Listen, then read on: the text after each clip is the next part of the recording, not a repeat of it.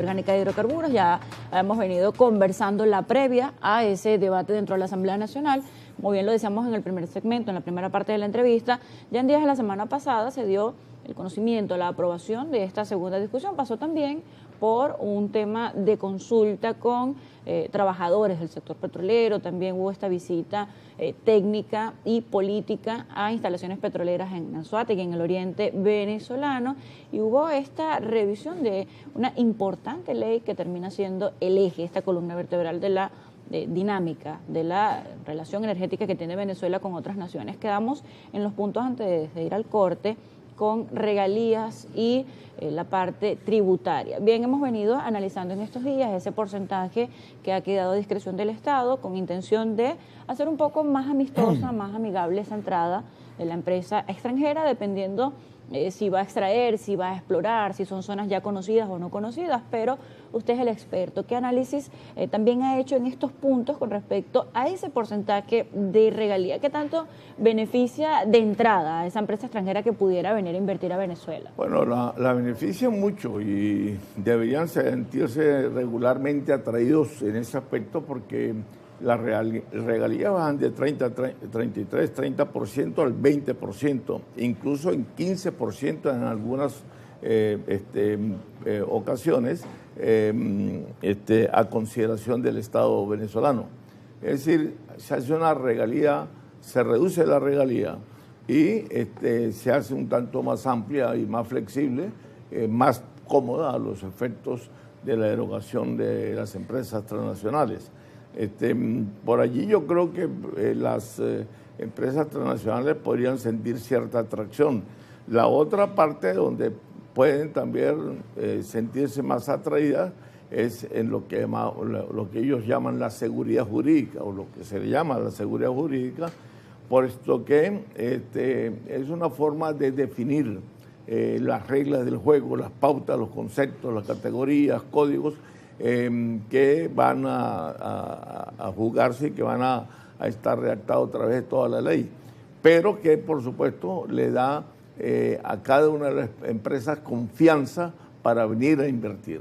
Es decir, de que se disipa cualquier duda de manipulación o de malinterpretación, porque allí el texto de la ley es sumamente claro. Entonces, la cuestión está en saber si estas empresas transnacionales y cuáles empresas transnacionales van a venir a invertir. Sobre todo, básicamente, en la parte de aguas arriba, que es por donde tenemos que iniciarnos. Aguas arriba nos referimos a lo que es la etapa de exploración y de producción petrolera, porque se trata de subir la producción. Tenemos una producción que en estos momentos, en el año pasado cerró en un promedio anual de 865,000 barriles diarios, el promedio del año pasado, y ahorita está en 870,000 barriles diarios al cierre del viernes pasado. Esto es, por supuesto, una cantidad un poco significante al lado de los niveles de producción que tuvo Venezuela en el 70-71 de 3.8 millones de barriles, en el 74 mismo, y luego en el 2004 empezando Chávez, o ya habiendo empezado, cuando empezaba Chávez en 3.2 millones de barriles. Se habla de esas proyecciones de si no hubiese sucedido esto, estuviésemos en tantos millones de barriles, o de haber invertido o decidido esto, y se habla de muchos supuestos en el caso de decisiones ya pasadas que no se pueden resarcir o cambiar el rumbo de diferentes conclusiones o diferentes decisiones ya tomadas, y se habla siempre de estas proyecciones. Bueno, estuviésemos en tantos millones. Se habla actualmente también de que con esta primera inversión, la llamaba inversión semilla desde el punto de vista de la economía, desde el punto de vista empresarial, se dice, bueno, dentro de tanto tiempo también se puede recuperar para tener N cantidad de millones de barriles diarios. Vamos un poco a ese cálculo, a esa proyección apegada a la realidad. Con esta inversión, ¿a qué número de barriles se puede ascender y en cuánto tiempo previa recuperación y reactivación, por supuesto, de esas instalaciones petroleras?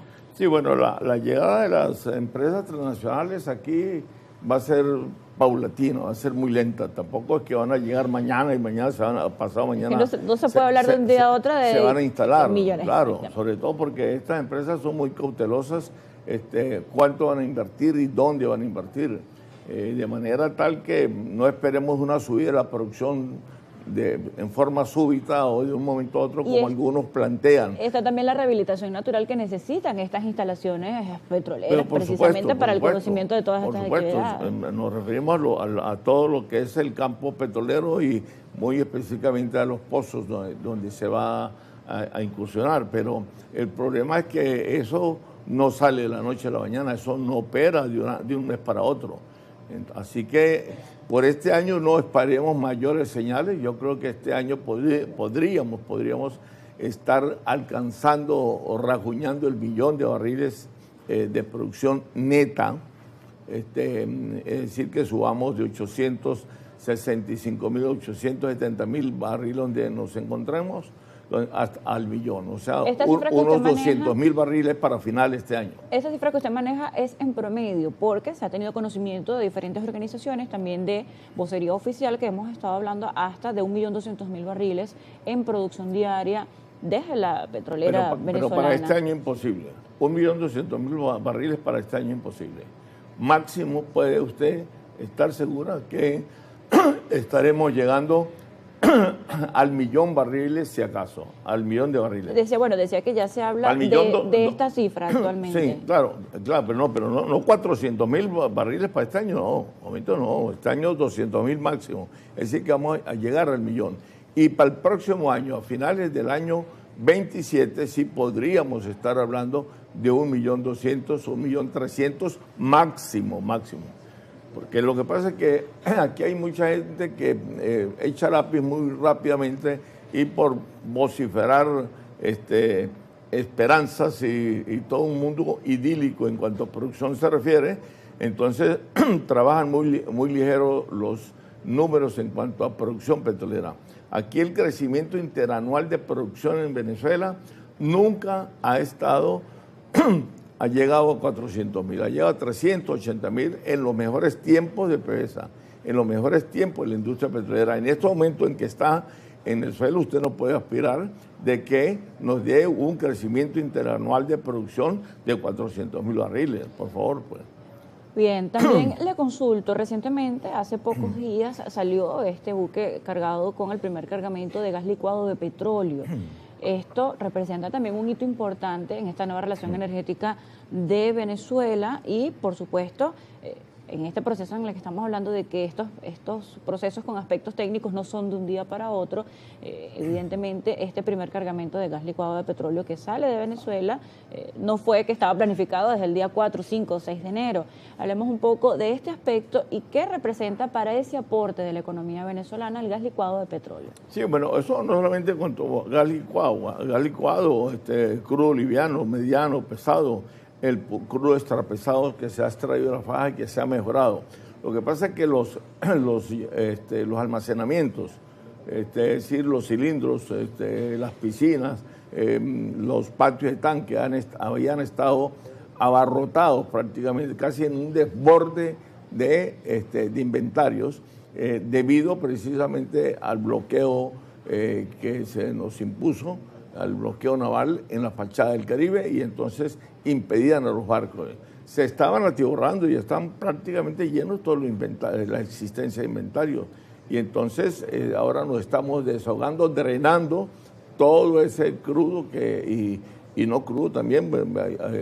Hay muchos productos líquidos, el gas natural, hay gas, incluso condensado, algunos diluyentes, que se está drenando hacia diferentes puertos y básicamente hacia los Estados Unidos. Entonces, se trata de eso, pero también el problema está en que tenemos que ver muy bien y con bastante cautela, con bastante ponderación, la llegada de las empresas transnacionales, porque tenemos que saber hasta dónde llega ese límite, si ellas van a producir todo el crudo que quieren, hacia dónde lo van a dirigir, si es solamente hacia Estados Unidos, el mercado norteamericano, o no, porque hay unos contratos estructurales serios que se han hecho con China, que se mantienen vigentes con China, y también otros con Rusia. Va a Venezuela a desconocer eso por instrucciones de Estados Unidos, a desconocer esos contratos estructurales. Venezuela se somete prácticamente entonces a juicios fuera del país, internacionales, donde perfectamente nos ganarían ellos, por decirlo así, en una semana esos contratos. Bien, allí ha tocado el punto de Rusia, y en este momento Venezuela vuelve a estar precisamente en el interés de la geopolítica, porque con este nuevo acuerdo de India se busca precisamente que Rusia limite esta distribución, que India baje esa compra a Rusia, y esto tendría que ver directamente, una consecuencia en el conflicto armado que vive Rusia con Ucrania y la mediación que está haciendo Estados Unidos, pero a través de esta estrategia petrolera que termina beneficiando a Venezuela. Parece como un juego de palabras, pero termina, por supuesto, teniendo una relación estrecha el tema de la geopolítica y la economía en Venezuela. ¿Cómo ve esta fotografía en este momento? Es que la veo fácilmente en el sentido de que hay que percibir, hay que aceptar de que el petróleo es política. O sea, el petróleo es la primera materia prima que se utiliza en la geopolítica mundial. Entonces, no hay materia prima más importante que el petróleo en ese sentido. Por eso es que decimos que el precio del petróleo es básicamente geopolítico. Es 90% política y solo 10% de economía. Entonces, el petróleo juega una importancia. Eso es lo que algunos que estudian el petróleo, a veces, sobre todo desde el punto de vista ingenieril, no alcanzan a captar, que es el precio del petróleo en lo geopolítico. El mayor precio del petróleo se lo da la geopolítica, no es ni siquiera la acción de la salida del barril desde el fondo a 6.000 o 7.000 metros en el fondo de la tierra y sacarlo como una mercancía cualquiera. El petróleo no es mercancía cualquiera. Entonces, el petróleo, la negociación del petróleo va mucho más allá y cubre, a su vez, pero con una ventaja suficiente, al conjunto del comercio de todas las demás materias primas en conjunto. ¿Por qué? Porque la geopolítica le da un precio y un valor al petróleo. Por eso es que está condicionado y está dependiendo, y su comportamiento es muy fluctuante, el precio del petróleo, porque está condicionado a múltiples variables, tanto estructurales como variables coyunturales, que juegan en torno a lo que es la conformación o la estructura del precio petrolero. Esto en materia petrolera, profesor, ya para concluir, compartíamos muy temprano en primera página el titular principal del diario El Universal. En esta portada, al día de hoy, decía: caída del oro y la plata causa pérdidas de 10 billones en 3 días. Habla de que han borrado más de 10 billones de dólares en capitalización en mercados en solo 3 días. Esto también tiene que ver muchísimo con la economía nacional. ¿Y dónde se sitúa Venezuela en este mercado? Porque, como bien lo decía, hablábamos del petróleo como bastión, como vértebra de todo este movimiento económico, pero Venezuela tiene todos los recursos. Esta ley de hidrocarburos también es amplia, y también ha habido movimientos de revisión en todo lo que tiene que ver con minería y otros temas de ecosocialismo en Venezuela. ¿Cómo estamos en este momento con respecto también a este vistazo internacional? Bueno, interesante por lo siguiente, porque tanto el hierro como el oro, el aluminio, cualquier otra materia prima, vienen siendo materias primas de segunda línea de importancia después del petróleo, pero juegan un papel importante cuando actúan como commodity. Ahorita en el mercado mundial de los hidrocarburos hay una propensión, todos los análisis de las agencias internacionales especializadas en el tema petrolero, de analistas petroleros también de afuera de nuestra frontera y de adentro, tenemos la percepción de que los precios del petróleo van a tender a subir durante por lo menos el primer semestre de este año, y muy posiblemente para el segundo tengan un comportamiento similar. Eso solamente a manera de pronóstico. Si el petróleo se percibe de que va a tener esa tendencia a la subida, empieza la migración, por así decirlo, de las demás materias primas, lo que llamamos commodity. ¿Cuándo? los poseedores de oro venden el oro, salen del oro para refugiarse en el precio del petróleo, que es el que está prometiendo o el que tiene posibilidades de incrementarse. Seguramente los otros minerales puedan tener uno o dos, pero sí, el petróleo tiene mayor tendencia. Entonces los capitales financieros, sobre todo los capitales bursátiles, que se mueven en torno al oro, al mineral, a los demás minerales, al cobre, el carbón, etcétera, ellos emigran hacia y se refugian en lo que es las inversiones bursátiles del mercado petrolero, o donde se juegan, como decimos, los barriles de papel, que son los barriles que, por supuesto, se comercializan a diario en la mayoría de las bolsas de valores del mundo, en las principales, y por lo tanto, entonces el petróleo tiene allí un valor también bursátil, un valor netamente de ello. Y allí se comercializan 4 o 5 veces más la cantidad de barriles que se producen en el mundo. En estos momentos estamos en una producción de 107 millones de barriles. Bueno, la semana pasada, el promedio diario de barriles que se comercializaron en las bolsas de valores sobrepasaron los 500 millones de barriles. ¿Cómo explica usted que haya 500 millones de barriles comercializándose en la bolsa de valores y la producción real cierta mundialmente de 107?